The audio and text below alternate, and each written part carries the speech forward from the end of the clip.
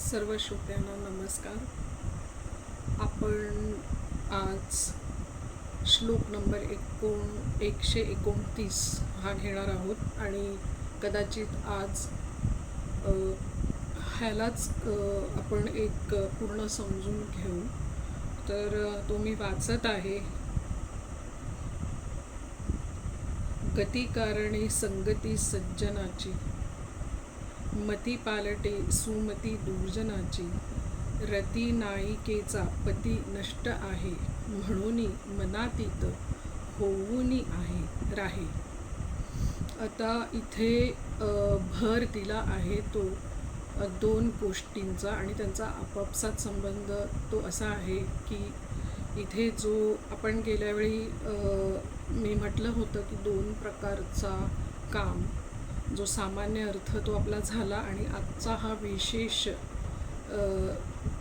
रूपी काम जो बऱ्याच साधकांना साधनेत त्याचं चॅलेंज असतं, म्हणून हा आपल्याला डिटेल घ्यायचा आहे. आणि एकदा हा साध्य झाला तरच जी आपली शेवटचं जे आहे, म्हणून मनातीत होऊनी राहे. तर मनातीत हा शब्द समजून घ्यायचा आणि ती स्टेट काय आहे त्याच्या जवळपास पण जर आपण गेलो तर खूप मोठं काही आपल्याकडनं, म्हणजे हे सगळं जो आपला अभ्यास सुरू आहे त्याचं सार्थक झालं किंवा आपण तो व्यवस्थित करतो आहे असं आपल्यालाच खूप छान आनंददायी असा आपल्याला एक्सपिरियन्स येऊ शकतो. तर आपण जातो आहोत पहिल्या ओळीकडे. गतिकारणे संगती सज्जनाची.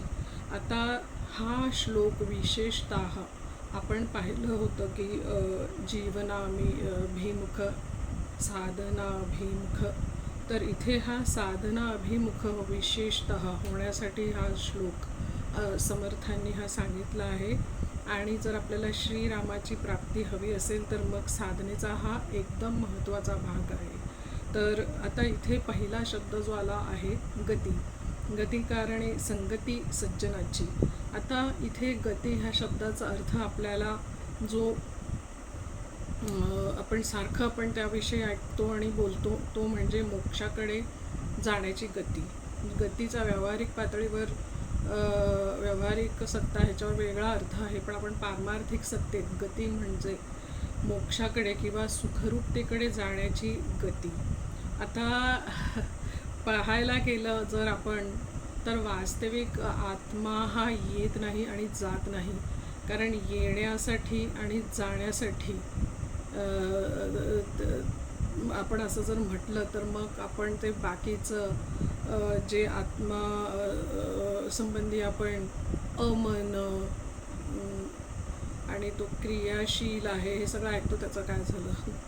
म्हणून आपल्याला ते चांगलंच माहिती की आत्मा येणार नाही, कुठेच जाणार नाही, कारण तो आहे तिथेच आहे, त्रिकालाबाधित आहे. म्हणून तो कुठेतरी जातो आणि मग तिथे जाऊन आपण तो बघतो आणि मग मला तो अनुभव येतो. ह्या आता आपण वेदांत आणि ते पण केवल अद्वैत सिद्धांत ह्याचे सगळे आपण अभ्यास करणारे आहोत. त्यामुळे 100% आपल्याला माहिती आहे की हे असं अपेक्षित नाही आहे गती म्हटल्यावर. तर मग जो व्यवहारात आपण अर्थ गतीचा ज्या पद्धतीने घेत असतो तो कुठेतरी पोचण्यासाठी असा असतो. आणि तो कसा व्यवहारात, तर माझी मूळची गती काय आहे, मूळ मी शांत आहे, पण माझी आत्ता व्यवहारात कुठे माझं स्वरूप कसं आहे, शांत आहे म्हणजे आत्मस्वरूपी, पण सगळं तिन्ही प्रकारच्या तापामुळे मी अशांत झाले. म्हणजे मूळचे स्वरूप हे शांती असते, पण आपण अशांतीकडे ते जात असतो. म्हणून अशांतीकडून शांतीकडे परत मूळ स्वरूपाकडे आपले जाण्याचा ही जी वाटचाल आहे तीच गती समजावी.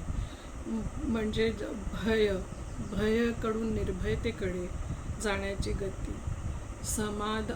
असमाधान इथून समाधान, अतृप्ती तिथून तृप्ती, अशी ही गती म्हणजे सच्चित आनंद हा जो अनुभव आहे सुखरूपतेचा, त्या गतीकडे आपल्याला वाटचाल करायची आहे. आणि जर अशी गती, आता कुठला पण प्रवास करताना वाहन लागतं किंवा पाय लागतात, आणि एक मॅप लागतो आणि चांगली कंपनी असेल तर प्रवास सुखकारी होतो. तर तसाच इथे सत्संगतीवर भर दिला आहे. आपली गती कुठे मोक्षाकडे जायची आणि त्याच्यासाठी सत्संगती. म्हणून गती कारणे संगती सज्जनाची. सज्जन ह्यांचीच संगत धरली तर ह्या गतीकडे जाताना आपला वेळ वाया आपण घालवत नाही. आणि ह्याला आपण असं खूपदा असं म्हणतो ना की ह्यांना सद्गती मिळू दे. आता सद्गती ह्याचा अर्थ काय? सत्स्वरूपाकडे जाऊन मिळणे. आता ह्यालाच परमार्थात वाटे वाचून प्रवास असे म्हणतात. वाटे वाचून प्रवास. कारण वाट इकडून तिकडे जाते पण आहे तिथेच आहे, फक्त माझ्या अज्ञान अविद्या ह्यामुळे मी शोधते आहे. मी शोधतो म्हणजे जीव शोधतो. आता ऐकताना विचित्र वाटतं हा प्रवास आणि प्रवास आहे आणि वाट कशी नाही. तर मग ह्याला एक शब्द आहे अनध्वग असा तो. म्हणजे जरा ही भाषा ऐकायला विचित्र वाटते, आपल्या परिचयाची नाही आहे ती. म्हणजे रोडलेस जर्नी जे आपण म्हणतो ना, अनध्वग.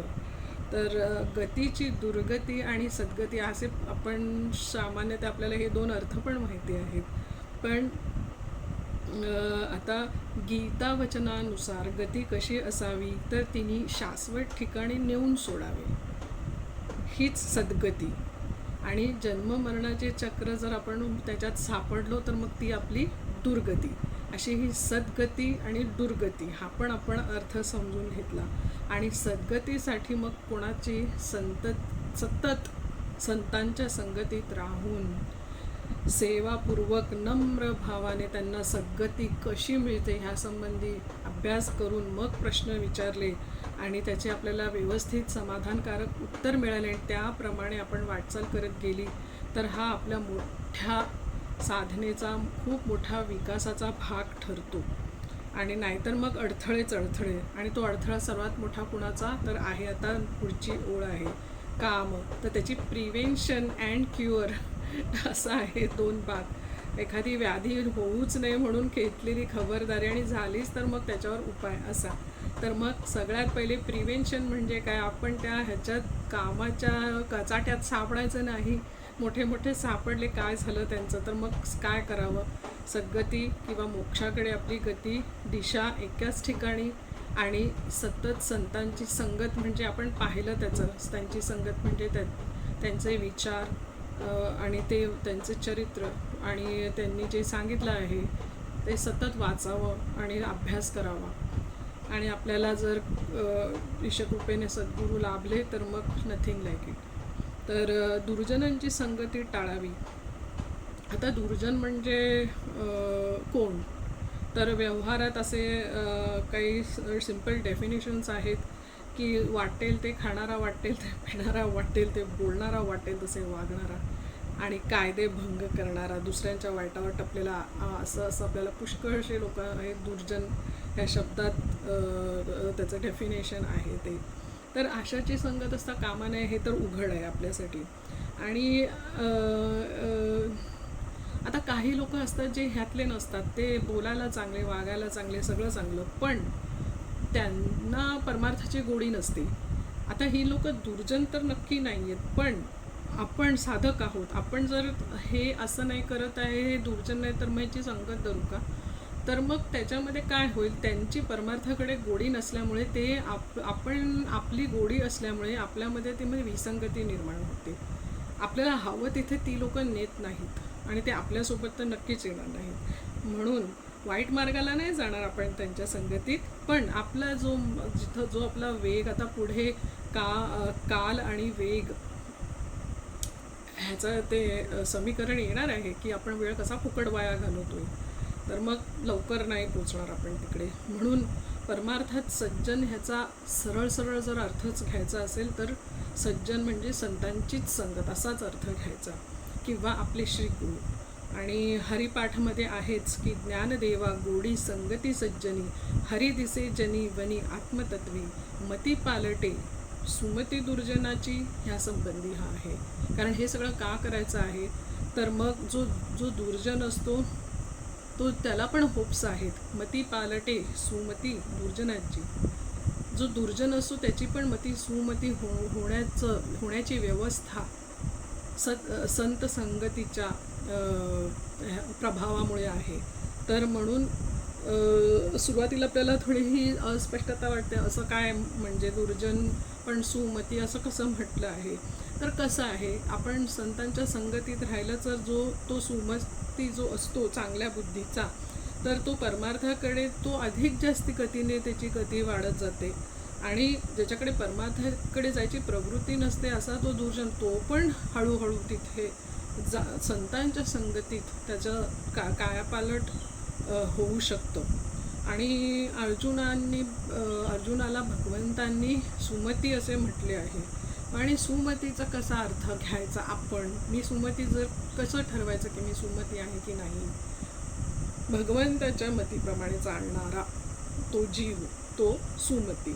आता ज्याने आपली बुद्धीच भगवंताच्या ताब्यात दिलेली आहे, स्वतः शहाणपणा करत नाही आहे, आणि संत भगवद्गीता भागवत ह्यांनी दिलेल्या आज्ञाप्रमाणे जो चालतो तो सुमती असा. आणि असा जो मती पालटे सुमती दुर्जनाची, म्हणजे असा जो दुर्जन पण असतो ना, तो पण साधनाभिमुख होतो. आणि त्याच्याहून आता आला खूप मोठा भाग, रतिनायिकेचा पती नष्ट आहे. आता रतिनायक, रती आणि मदन यांची जोडी ही प्रसिद्ध आहे. तर रतीचा नायक म्हणजे तिचा पती, जो म्हणजे मदन, आणि त्याचा अर्थ म्हणजे काम, असा हा अर्थ आहे. तर येथे काम ह्याचा सरळ आणि डायरेक्ट अर्थ इथेच समर्थांनी हात घातला आहे. स्त्री पुरुष भोगांची इच्छा हा एकच काम येथे समर्थांनी सुचविला आहे. आणि तो अत्यंत बलवान आहे. त्यांनी स्पेशली ह्याच्यासाठी अख्खा श्लोक समर्थांनी ह्या बाबतीत वॉर्निंग म्हणून आपल्याला दिलं आहे. म्हणजे काय, कामवासना असावी का नसावी का, काय करावं, असं तर पुढे आहे ते.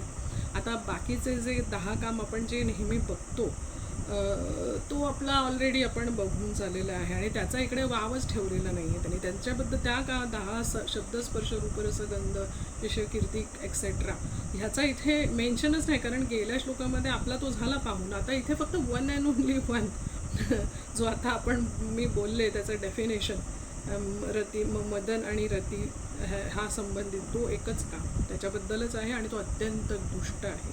आता का, तर आपल्याला सगळ्यांना माहिती आहे की आहार, निद्रा, भय, मैथुन सगळे जे सचेतन सगळे प्राण्यांची सामान्य प्रवृत्ती आहे. कारण भगवंतांनीच ती आहार, निद्रा, भय, मैथुन 4 प्रवृत्ती आल्या कुठून, तर आपण पाहिलं होतं की कशी उत्पत्ती झाली जगाची. तर आता हे भगवंताचीच म्हणतात ना व्यवस्था आहे, सर्वायवल ऑफ द स्पीशीज ह्याच्यासाठी ती ईश्वरी व्यवस्था आहे. कंटिन्युटी राहायला पाहिजे, आणि म्हणून तो भाव असणे, ती वासना असणे आवश्यक आहे. आता ही वासना प्रत्येकाच्या ठिकाणी असणे अत्यंत स्वाभाविक आहे, कारण का, तो ईश्वरी योजनेचा भाग आहे. आणि मग आता आपल्याला असं वाटतं की हा कुठून विषय येतोय, कुठे जातो आहे. तर ह्याच्यात आता आड येणारी गोष्ट कोणती, भल्यांना तो विचलित करतो. आता जो ईश्वरदत्त काम आहे तो, आता जीवसृष्टीचे सातत्य सांभाळण्यासाठी ईश्वराने ते आपल्याला दिलेलं आहे. आता इथे त्याचा रेफरन्स पण घेतला आहे. कोणी विचारेल का, कसं काय, how do you say that, तर आपल्याला रेफरन्स आहे तैत्तरीय उपनिषदामधला प्रजातंतू मा व्यच्छते तसी असा हा आदेश आहे. म्हणजे तू कुटुंबाची धारा मोडू नकोस.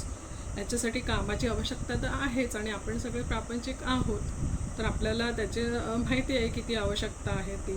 तर नाथ महाराजांचे एक आपण ह्याच्यासाठी एक वचन आहे की त्याच्यासंबंधी ते असे म्हणतात की विधीचे पालन ते त्यागाचे समान. आता हे अचानक कुठून आलं. आता आपण नाथ महाराजांचा रेफरन्स का घेतला, तर आपण त्याचा पुढे बघू की मला आता हे सगळं अवॉइड करायचं आहे. अवॉइड करायचं म्हणजे काय, कामवासना येऊच नाही का, दाबून धरावी का, काय करावं जर तो माझ्या साधनेच्या आड येतो आहे तर मग त्याच्यासाठी हे सगळे आपल्याला बघायचे आहेत. अभंग म्हणजे जास्ती स्टडी करायचा ह्याचा आपल्याला, की रेफरन्सेस कसं करायचं त्याच्यासाठी. तर मग एक तुकाराम महाराज पण येतात मध्ये आपल्या मदतीला. तर समर्थांनी तर आदेश देऊन टाकला, आता आपल्याला मदत इतर संतांची घ्यावी लागते ना हे समजण्यासाठी. तर राम म्हणे, आपल्याला माहिती आहे तो, राम म्हणे भोगी त्यागी कर्म न लिंपे त्या अंगी, ऐसा राम जपे नित्य तुका म्हणे तो जीवनमुक्त. फायनली गाडी कुठे आली, कामापासून. किती सुंदर आहे ना. काम हा शब्द एवढा घाबरवणारा, बलवान हे करणारा, पण त्याचा उतारा म्हणजे श्रीराम नाम जप. जर मी माझी कामं असणंच त्यालाच अर्पण केली, देऊन टाकली, आणि मी माझ्या श्रीराम जयराम जय जयराम ह्याच्यामध्येच जर मी स्वतःला फोकस केलं तर मग मला तो त्रास देणार नाही. पण हे करायला पाहिजे, तेव्हाच आपल्याला त्याचा अनुभव येतो. म्हणजे पावला गणिक आपण राम नाम घ्यावं, अशी ही महाराजांची आज्ञा आहे. आणि प्रापंचिक कर्म करता करता जर आपण रामनाम घेईल, तो सर्व काळ सुख समाधानामध्ये राहील.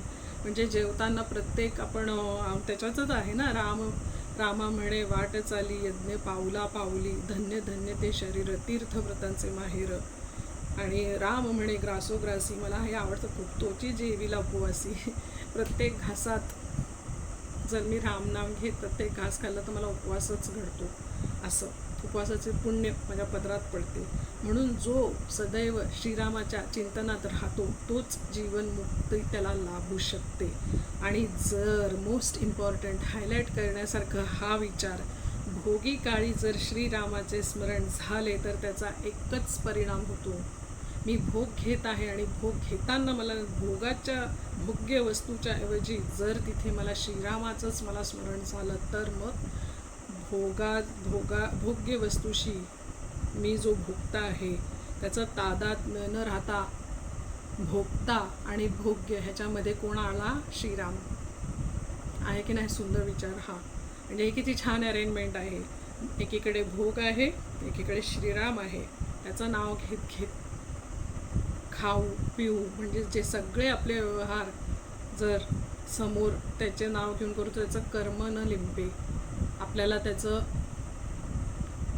म्हणजे सगळं जर आपण त्यालाच अर्पण केलं तर मी त्याच्यात अडकत नाही. म्हणून अशा छान पद्धतीने आपल्याला संतांनी कुठल्या दिशेला कसं जायचं, नाजूक हा विषय आहे, पण त्याच्यासाठी तो जो नष्ट असा जो मदन आहे त्याच्यापासून सोडविण्यासाठी ही एक चांगली सुरुवात आपल्याला करून दिलेली आहे. आणि एकनाथ महाराजांचा आपण घेतला होता, विधीचे पालन ते त्यागाचे समान. आपल्याला विधी प्रमाणे जर आपण जे काय विधी निषेध, आता ह्याच्यामध्ये निषेधामध्ये आपल्याला सामान्यतः माहिती आहे, परनिंदा करू नये, परधन आणि परस्त्री हे पुरुषांसाठी आणि स्त्रियांसाठी परनर परपुरुष, ह्याचा जर मी चिंतन केलं तर मग ते काय झालं, हे आला काम आडे. श्रीरामाला जर आपण ठेवला फोकस तर, म्हणून विधी ते पाळीत, निषेध ते गाळीत. निषिद्ध कर्म करूच नये, संपला विषय. परनिंदा नाही केली. जमतंय का आपल्याला, होतंय का आपल्याकडनं हे. परधन ठीक आहे, आपण आपल्यापैकी मला नाही वाटत कोणी, पण परनिंदा आणि जो तिसरा आहे जो परस्त्री आणि परपुरुष, तो पण आय थिंक साधकांमधला जास्ती हा त्रास नाही. तर त्रासदायक आपल्यासाठी, माझ्यासाठी तर परनिंदा खूप आहे. म्हणजे दुसरे माझी निंदा करतात तेव्हा राग येतो आणि मला पण त्यांची निंदा करावीशी वाटते, मी करते मग. असं चॅलेंज असतो प्रत्येकाचा हा. त्याच्यामध्ये हा काम सर्वात मोठा जो बलवान आहे तो. तर असं आहे ना की हे आपण करताना समजा हे माझ्या आडे आलं आणि माझी साधना नष्ट होईल तर काय करू मग मी, कोण मला सोडवेल, हे असं सगळे भावडेपणाचे विचार आहेत ना, ते आपल्याला खचवून टाकतात. त्याच वेळी जर रामकृष्ण हरी म्हणून हे विचार झटकून टाकावेत. म्हणजे माझे श्री गुरु कुठली भाषा करतात, रेल्वेची, की जर मेन लाईन रेल्वेचं आहे, मेन लाईन आपली कुठे गती शब्द आला आहे, सद्गतीवरनं आपल्याला मोक्षाकडे वाटचाल करायची, संगत कुणाची, संतांची कंपनी आहे. आणि जर असं काय आलं तर मग हे विचार सायडिंगला टाकावेत, जसं मेन रेल्वे त्या भाषेत. म्हणून काय सहज प्रवृत्ती असतात, त्यांचा विरोध जर आपण केला तर मग उफाळून येतात ते जास्ती. आपल्याला सगळ्यांना ते अनुभव आहे. आणि मग मनातीत कसं होऊ मी. म्हणून पुढची ओळ म्हणूनी मनातीत होऊनी राहे. म्हणजे काय समर्थ सांगतात, तू मनातीत होऊन राहा. म्हणजे काय, तू अलिप्त होऊन राहा. आता पुढचा टप्पा आहे हा एकदम मनातीत शक्य आहे का? दिस इज द नेक्स्ट स्टेज. पहिले आपण पाहिला होता की संकल्प येतो तर काय होतो, अल्पसंकल्प आला तर काय करायचं. आता सर्वात मोठा काम हा बलवान, तर आपण कसे सोडवायचं, हळूहळू संतच येतात. आपण म्हणून संतांची संगत, त्यांची संगत आपण जर सोडली नाही तर मग आपल्याला हळूहळू याच्यातनं निघायचे उपाय पण तेच देतात आपल्याला. तर आता पण ही जी स्टेज आहे आता, जी मनातीत आहे ना, ती साक्षीत्ववाली स्टेज आहे. म्हणजे ती पुढची स्टेज आहे, जेव्हा की संकल्प येतच नाहीत आपल्याला, आपण चुकीचे संकल्प करत नाहीत आणि आपलं मन पूर्ण राममय अशी आपली साधना व्यवस्थित नीट चालू आहे. आणि साक्षीत्व करायची जेव्हा एक स्टेज असते, त्याच्या बाबतीत हे मनातीत हा शब्द आलेला आहे. कारण काय, मुख्य म्हणजे आपल्याला आपला हा सगळा भावनेचा खेळ सुरू आहे. भावना निर्माण मुख्य कुठे झाली आता, हे सगळं आता मनोतीत म्हणजे मनाच्या पलीकडे आपल्याला जायचं आहे, साक्षीत्व करायचं आहे. मग त्याच्यासाठी पहिले तर मला हे जे सगळे माझे मनाचे खेळ चालू असतात ते कुठून येतात, कुठून येतात, ते वासनेमुळे येतात. वासनाची ठिकाण कुठे आपण बघितलं आहे, बुद्धीच्या ठिकाणी ठाण मांडून बसलेलं आहे. आणि बुद्धीचं काम आपण बघितलं, 2 वे कशी ही प्रोसेस असते. बुद्धीचं काम काय असतं, निश्चय करणे असते. आणि म्हणून भावना ज्यावेळी निर्माण झाली तो वेगळा आहे आणि ती भावना जाणणारा तो 2 वेगळे गोष्टी आहेत. निर्माण कुठे झाली, मला समजा एखादी भावना चुकीचा, मला आता आज उपवास आहे, नाही करायचं आहे, मोडायचं आहे, मनात आला वासना, कारण वासना पाहिलं काहीतरी इंटरेस्टिंग खायचं आणि असं मन झालं, अहो ह्यांनी पोहे केले. आपल्याकडे संध्या नेहमी पोहे करत असते मी जेव्हा कॉल करते, तर मला खावेसे वाटतं. त्याच नेमक्याच सोमवारी आली आता चुकीची वासना. संकल्प तर झाला उपवास करायचा, आला कुठे, बुद्धीच्या ठिकाणी. मला निश्चय करायला लागणार आहे आता त्या गोष्टीची, सायडिंगला टाकायला लागणार आहे. उपवास कोणासाठी चालू आहे, मला का मी उपवास करते आहे, चित्त शुद्ध, चित्त शांत करण्यासाठी. उपवास जर असाच मोडत गेली तर माझी चित्तीची शांतता मला लाभणार नाही. एक दिवस तरी आठवड्यात नाही, एक टाईम जेवलं तर काय बिघडते असं. तर मग हे जे सगळं माझे खेळ चालू आहेत ते कोणाला होतं, जीवाला होतं. आणि तो बद्ध जीव म्हणजे साधक जीव, जर मी त्याचे साक्षीत्व केले तर येऊन दे ना, वाटतं ते आता राईट नाव पोहे खावेसे, कळतंय मला ते. पण मग भावना ओळखली मी आणि ती बाजूला टाकली. आता तुमच्यासमोरच हे उदाहरण झालं, खरोखर पोहे खावेसे वाटतात ते. जसं गेल्या वेळी मी पाण्याचं उदाहरण दिलं होतं की समोर बाटली आहे आणि पाणी प्यायचं आहे, पण मी थांबली आहे. छोट्या छोट्या गोष्टीने मग मोठं आपल्याला साध्य करता येतं. तर मग जी आपली भावना ओळखली आपण आणि ती बाजूला टाकली की झाले त्याचे साक्षीत्व. बघायला गेलं तर एवढं सोपं आहे आणि बघायला नाही समजून केलं तर मग खूप अवघड आहे. म्हणजे काय झालं, आपण आपली भावना दूर सारलेली आहे. आणि जर आपण नाही असं केलं, जर त्या प्रवासातच वाहून गेलो की नाही आज जाऊन दे ना, इतके वर्ष सोमवार करते आहे, एक सोमवार मी जर पोहे खाल्ले कधी तर मी असं तोडत नाही, आज जर मी केलं तर काय बिघडतं, असं सुरू हळूहळू होतं. आणि वन फाईन डे आपण हे सगळं बंदच करतो. तर मग म्हणून त्या प्रवाहात मी सापडायचं नाही.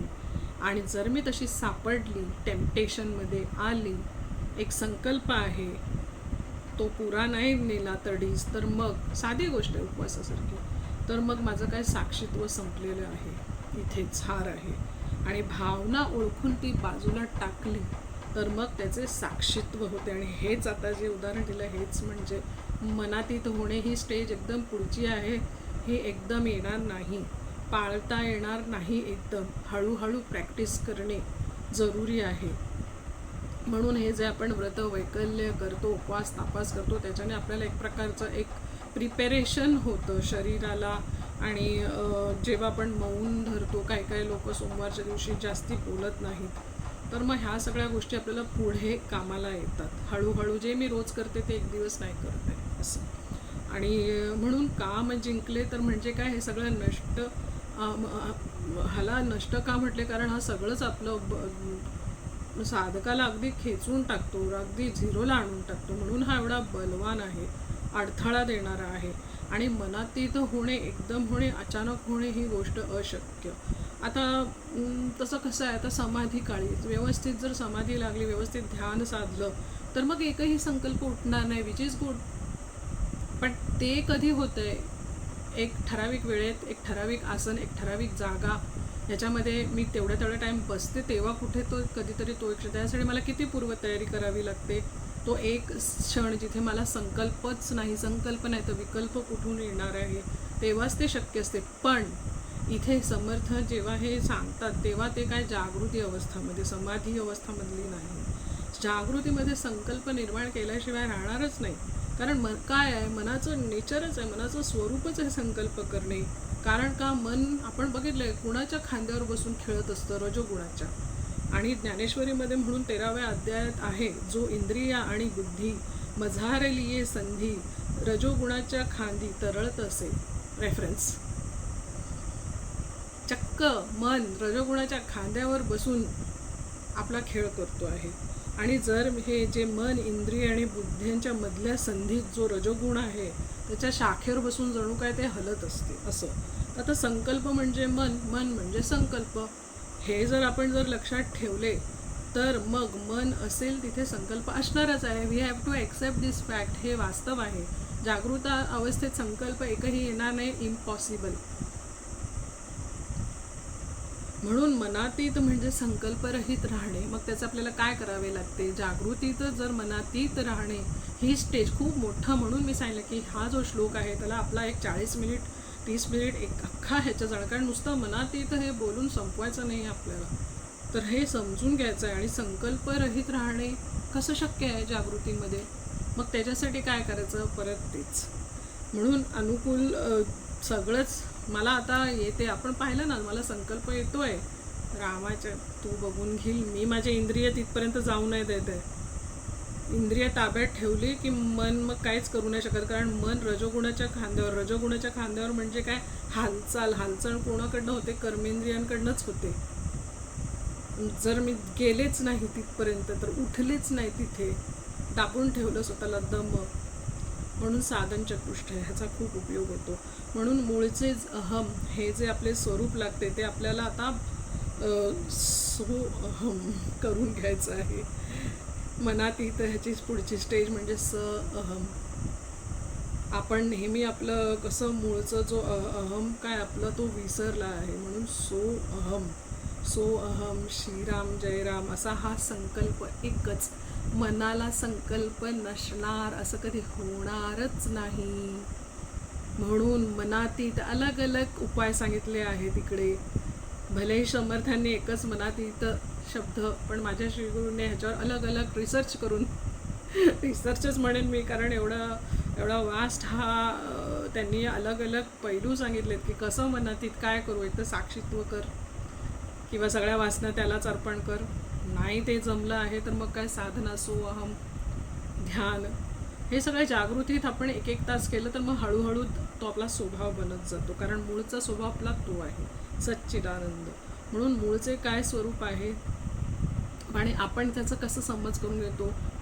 मी कोण आहे, मूळचा मी आत्मा आहे, मी ब्रह्म आहे. पण मी जागृती अवस्थेत काय समजते, मी म्हणजेच देह, देह म्हणजे सत्य, आणि देह जो जगताचा भाग आहे म्हणून जग सत्य असं. म्हणून जन्मल्यापासूनच मला माझा देहच सत्य वाटतो, म्हणून अविद्या. म्हणून ही दिशा बदलण्यासाठी मनाला संकल्परहित करणे अशक्य. म्हणून त्याला संकल्प दिला पाहिजे. आणि तो कुठला संकल्प दिला आपण, श्रीराम जय राम जय जय राम सो. कारण त्याच्याशिवाय मनाचं का, आपण त्याचा उपयोग करून घ्यायचा असा आपल्या हिशोबाने साधकाने.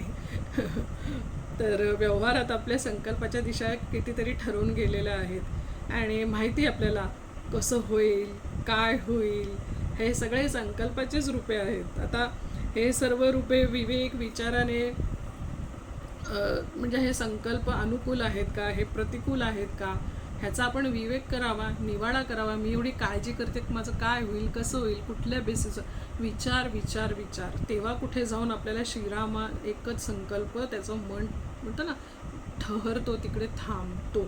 तर आपल्याला कळते की हे संकल्प चुकीच्या दिशेने चालू हे कळतं आपल्याला सर्वांना. पण त्या क्षणी तो थोपवणे, पुन्हा येऊ न देणे, ह्याची जसं आपण म्हटलं गाडी सायडिंगला टाकली जाते आणि मेन रेल्वे विसरून जातो, तर त्याला सायडिंगला टाकून द्यायचं आपण. असं आल्यावर ते दूर सारणे. आणि असे ज्या प्रमाणात सत्यसंकल्प म्हणजे स्वरूपाविषयी संकल्प, जितक्या प्रमाणात आपण सत्यसंकल्प करू तितकेच डायरेक्टली प्रपोर्शनल त्याच प्रमाणात चुकीचे संकल्प बाजूला होतील. इथे आपण सत्यसंकल्प चालू ठेवला तर इकडे चुकीचे संकल्प हळूहळू नाहीसेच होतील. आणि अशाच प्रकारे वासनेचा होणारा प्रभाव हा कमी होत जातो हळूहळू, म्हणजे एकदम नाही होत. आता समर्थाने तर इथे एका फटक्यात सांगितलं की म्हणून मनातीत होऊन राहे. एका सेंटेन्समध्ये सांगितलं की मनातीत होऊन राहा. पण पॉसिबल कसं आहे? आता हा फटका आपल्याला पुष्कळ प्रकाराने फटके देत असतो. एक फटका त्यांनी दिला, पण पाठोपाठ आहेत अजून. म्हणून मूळ प्रवृत्ती जी आहे आपली ती बाजूला सारणे, त्याच्यामध्ये बदल करणे, तो थोपवणे, किती किती अवघड चॅलेंजेस आहेत, खूप अवघड गोष्टी आहेत. आणि ती हळूहळू साधली तर पाहिजे. आणि सगळ्यांना ते साध्य आहे. हळूहळू हे सगळ्यांना जमते. आता साधना शब्दाचा हाच अर्थ आहे की संकल्प, माझी साधना ही काय, संकल्प येतो आहे त्याचं एकतर साक्षीत्व कर, नाही त्याला दूर सार, त्याच्या कचाट्यात येऊ नको. आणि एकच संकल्प, सेंट्रल थीम श्रीरामाची, त्याला पकडून राहा. नाहीतर पेरिफेरलला आपण बघतो ना सेंट्रीफ्युगल फोर्स कसा असतो, जो सेंटरमध्ये तो स्टेबल असून साईडचे फेकले जातात, असं मी फेकली जाते सारखं. एक संकल्प पुरा नाही केला की दुसरा ना तिसरा, आणि श्रीराम तो विसरूनच जातो, लॉस्ट इन दिस प्रोसेस. म्हणून ह्याला मी बोलले होते गेल्या वेळी की अभ्यास.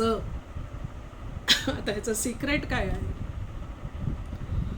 हे सगळं तडीला न्यायचं सिक्रेट, ओपन सिक्रेट म्हणजे अभ्यास करणे. आता अभ्यास करणे म्हणजे ती गोष्ट पुन्हा पुन्हा करणे. ज्या अर्थी मला ती गोष्ट परत करावी लागते, त्या अर्थी ती केलेली गोष्ट माझी स्टेबल नाही राहत. म्हणूनच अभ्यास करायचा आहे. आणि म्हणून हे सगळं आपण असं छान आणि मजेत समजून घ्यायचं. आणि नुसतं समजून घ्यायचं नाही, त्याप्रमाणे आपण स्वतःला पण डिस्कवर करायला पाहिजे. आता नाहीतर म्हणू मला ह्या जन्मात शक्य नाही आहे, आता हे कलियुग चाललं आहे, कुणाला जमलं आहे, आपल्याला जमेल का, असं आपण या म्हणतात ना भाकड गोष्टींचा आधार घेत असतो. अशी घ्यायची जरूरत नाही. आता ह्याच्यासाठी पण दिला आहे रेफरन्स पॉईंट माझ्या श्री गुरूंनी, कॉन्फिडन्स आपला वाढवण्यासाठी. तो म्हणजे कुठला? तुका म्हणे साधुनी बचनाग खाती तोळा तोळा, सर्वांना माहिती असेल. आणि कांते डोळा न पहावे, साधुनी भुजंग धरितील हाती, आणि के कापती देखून. आता असाध्य ते साध्य करिता सायास, कारण अभ्यास. तुका म्हणे ही गोष्ट खूप इम्पॉर्टंट. असाध्य ते साध्य करिता सायास, कारण अभ्यास. तुका म्हणे. आता साधू लोक, बचनाग नावाची एक वनस्पती आहे, ती तोळ्याने म्हणजे अभ्यास करतात त्याचा, तोळा तर त्यांना ती बाधत नाही. पण आपण नुसती ती बचनाग वनस्पती पाहिली तरी आपल्याला त्रास सुरू होते. असे कसे खातात? असं कसं साध्य झालं त्यांना? तुका म्हणे अभ्यास. आणि एक गोष्ट आपल्याला संत सतत सांगतात अभ्यास करायला. आता ज्या अर्थी मला अभ्यास करायची गरज आहे त्या अर्थी ही प्रोसेस कंटिन्यूस चालू राहणार आहे.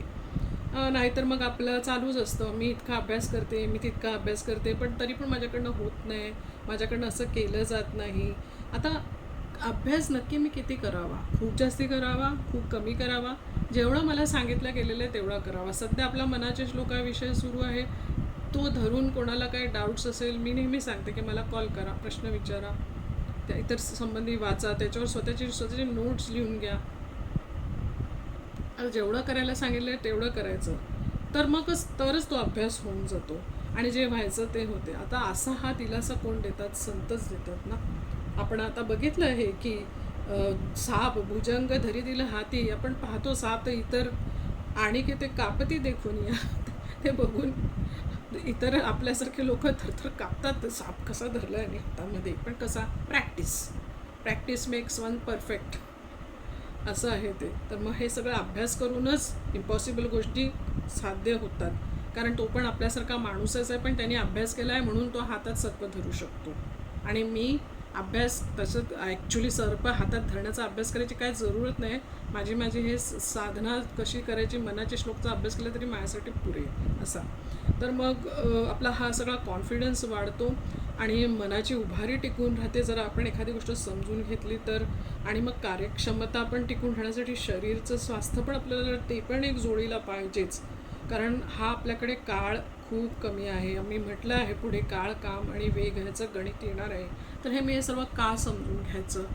आपण गेल्या वेळी एका 40 मिनिटात 3 श्लोक पाहिले आणि आज 40 मिनिटात हा एकच श्लोक मी बोलले होते. माझा अंदाज होताच की 40 मिनिट लागणार आपल्याला हा पूर्ण समजून घ्यायला. तर हे काळ, काम, वेग, गणित गेल्या वेळेस परफेक्ट झाले होते. मला माहिती होतं 40 मिनिट लागणार आहे. बरोबर 40 मिनिटं होत आलेत आपले. तर मग हे का करायचं आहे, मग का एवढं गणित पण करते आहे प्रत्येक गोष्टीचं. तुमचा पण टाईम नाही वेस्ट व्हायचा, माझा पण टाईम नाही वेस्ट, पण हे समजून पण घेणं फार आवश्यक आहे असं. तर मग काय काम काय आहे, मुक्त व्हायचं आहे मला. किती वेळ उपलब्ध आहे माझ्याकडे मला माहिती आहे का? अजिबात माहिती नाही आहे. म्हणून त्याच्यासाठी मॅक्झिमम जो आपल्याला आता वेळ मिळतो आहे तो युटिलाइज करणे हा फॅक्टर मात्र आपल्या हातात आहे. आणि मग किती वेग ठेवू मी त्याचा, भरपूर भरपूर ठेवा. गोगल कायप्रमाणे जर गती ठेवली तर कधीच ते होणार, त्यापेक्षा करूच नका. मग काय ते करा. आणि मग हे असं मनातीत व्हायचं असेल तर काळ किती उपलब्ध आहे मला माहीत नाही आहे, ते कोणालाच माहिती नसतं. पण एक आज्ञा मनातीत ही समर्थांनी दिलेली आहे आणि ती कसं करायचं हा सगळ्या संबंधी आपला हा टोटल आज विचार झाला आणि योग्य त्यावेळेत तो संपला. तर पुढच्या वेळी मग आपण पाहूया श्लोक नंबर 130. तर आजसाठी एवढंच. हरिओम.